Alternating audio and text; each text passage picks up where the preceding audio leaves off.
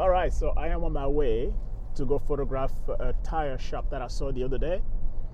And the weather is nice, but it's actually too cloudy for my liking. And those big fluffy clouds and stuff. But it's gonna make it a lot better as well, because I'm gonna have that option to shoot either a high contrast, scene, or a relatively subdued flat light version of the same scene. So it's all good. The session that I'm going to have is not about creating a work of art. It's more of me honing my skills when it comes to focusing. And just like most of the scenes that I've been photographing, because we are in a relatively dense environment where we don't have a standalone building, everything is always crammed together. And where I'm going is actually an industrial type of area with a lot of businesses, and composition is going to be tight. So I really need to make sure that I get a good angle. And the reason why I'm so into focusing, because with the large formats, with all of the resolution that we get in our print, or let's say negatives, I really want everything to stand out, because there's so much story to be told when we take a photo. But with the large format camera, it offers us such a great luxury of camera movement, to tell our stories the way we see it fit. Okay, so here we are. So let me show you what I'm talking about. All right, so this is the scene that I'm talking about. It's actually this tire shop, and I like it because of the bright colors and so on. And as you can see, the sky, we got a nice sky. I like the blue there, and the clouds are a little bit overkill at this present time. And but it is what it is. So I'm gonna set up and see what we can do here. The composition is okay, but I'm not so worried about the composition right now. And so for that reason, I'm just gonna try to set up and focus and see if I can get the shot and see if I got those details.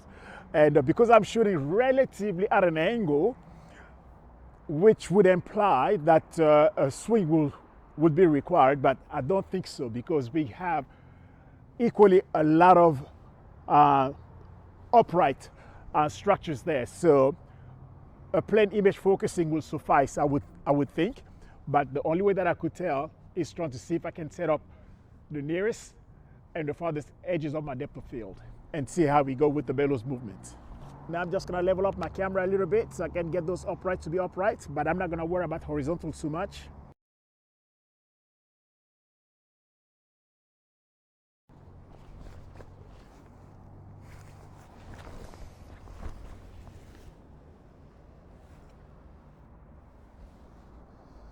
So now I got my final composition, so now it's time to focus.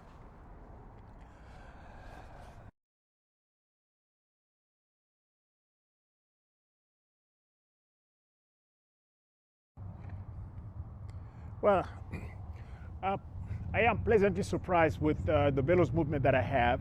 I have only a 2 millimeters bellows movement here. So yeah, that's very interesting. So basically I can shoot this thing f11 and get everything tack sharp from, let me show you. So from where we are standing right here, the nearest edge of my depth of field, because I'm using a 6x9 here, I'm gonna be shooting this on 6x9. So this bit here is my nearest, the bottom of my composition. All right, so, and the farthest edge of my depth of field is that Murphy sign, rather this one over there. So because we got those two businesses and it seems like they're related because of the name Murphy, if not, but I'm trying to put them into the story together. So that's the reason why I got the nearest depth of field here to get that, and my farthest depth of field there. So I'm gonna meter and see what settings my meter gave me, and I'm gonna shoot one at that light reading for f11. Then I'm gonna try to push it to f22 just for fun and see if I increase my sharpness. So let's meter and try that.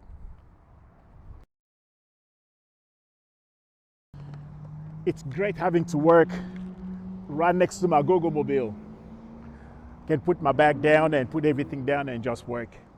All right, so I can't remember what we're shooting, but we're shooting some type of Kodak. It's a shame that I didn't put my label of the film that I'm using into the label at the drop in the back here, but I know that I'm shooting a Kodak product and it's not a slide film, so it's either 160 or Hector 100. So I'm gonna rate my essay at 80. All right, and I like the light just the way it is right now. So I'm gonna look at fluffy clouds up there.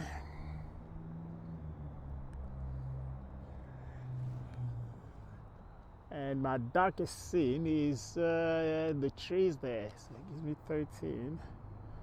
I think I'm ready to rock and roll. Yeah. So if I'm gonna shoot this first one at f11, I'm gonna shoot f11 at 1/250th of a second.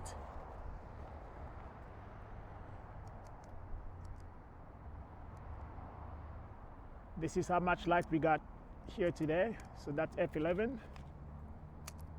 Sweet.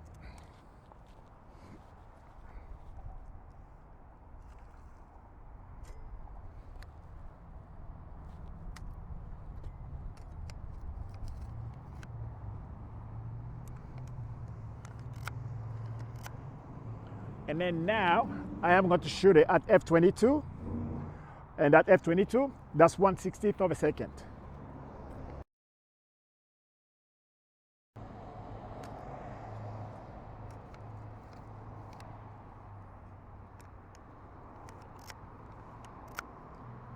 Okay, so just like that, I got those two shots, and the comparison.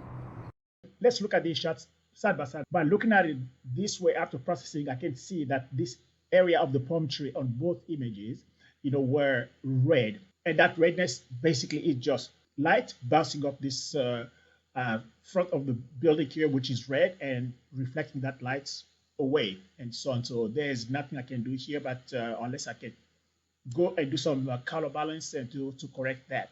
But when it comes to focus sharpness, it looks relatively sharp. I don't mind, this sharpness at all. I wish that this side would be just as sharp as well as that. Okay, and so obviously the one on the right looks a little bit sharper than the one on the left, because I shot this one here at f11 and this one here at f22, so that's 2 stops away. And let's look at another critical area of the image where I want it to be in focus. So this is f11 here, this is f22. Obviously f22 is a little bit sharper than f11, and I don't know what's going on, and this is what I keep testing, this technique that I'm using right now, the image blend focusing, at the point of setting up my depth of field to be covered. So this is the farthest part of my depth of field. When I looked at it on the ground glass, it was actually tack sharp, just as well as the foreground here, the nearest edge of my depth of field.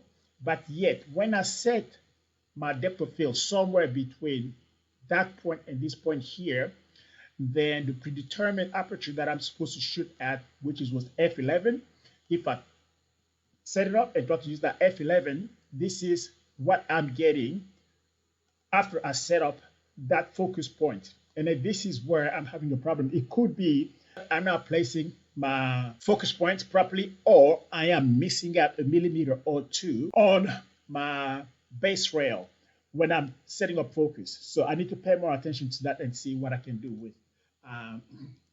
with my focusing going forward. But after I finished this shot here, I decided to do one more shot, which was just around the corner, trying to get a different angle to shooting diagonally across the building. So I just went on this side of the building there and then shooting this way, and then let's have a look.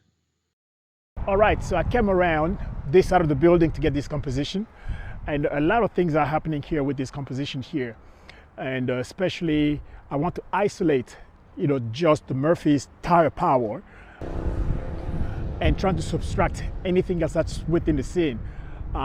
Case in point is that gray building in the back there with that white sign. So I have to lower my camera substantially to be able to eliminate that from my scene.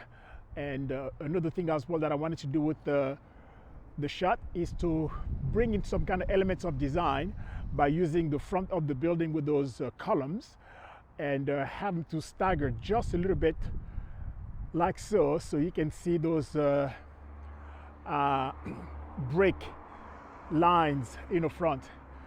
And at the same time to the front, the main signage on the top there, I don't want it to be legible as such, but yet, you know, to give us the impression that it's still the Tyre Power sign. And so that's the way I thought about this composition. That's how I laid that one out. All right, I already set up the shots, and I have only 2 millimeters of bellows movement. And right now I close my aperture all the way up to f16. Not even quite, f11 and 2/3, where I got everything in focus. So I'm gonna meter.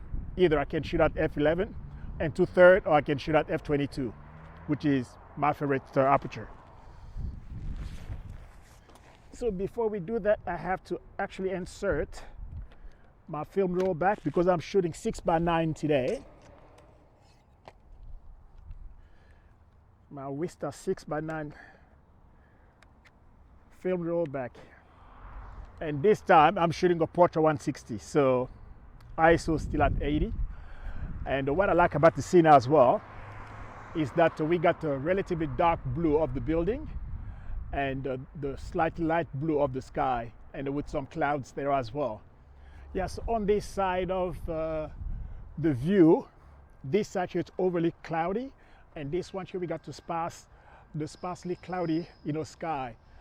And so which is kind of great because it's going to give us a little better tonal range of the blues with lights and slightly dark and so forth. All right, so now it's just a matter of metering, and I feel like my ground in front of the building is going to be brighter than my sky anyway, but I'm going to take a reading there just for now to have a look. So it's giving me 17 bullets, and my sky is giving me 17 bullets. So my ground and my sky, they're relatively the same brightness. I'm going to have to place my 17 bullets there. All right, so I'm ready to rock and roll. So right now I'm gonna shoot this at my preferred f22 at 1/30th of a second. All right, so we're gonna go f22 here.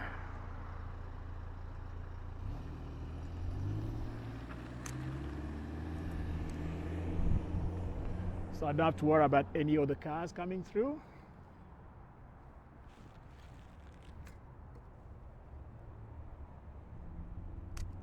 Sweet. All right, so for this shot here, it seems like everything is in focus and it was a lot easier. So basically it's telling me that image plane focusing is working, but along the way I could be making some mistakes. Here I set up focus somewhere around here, and if I zoom in, you would see that this tiny number is relatively sharp. And my furthest point was somewhere in here. And we can see that my focus, once I placed it, captured everything almost tack sharp, as I've been trying so hard to achieve on every shot.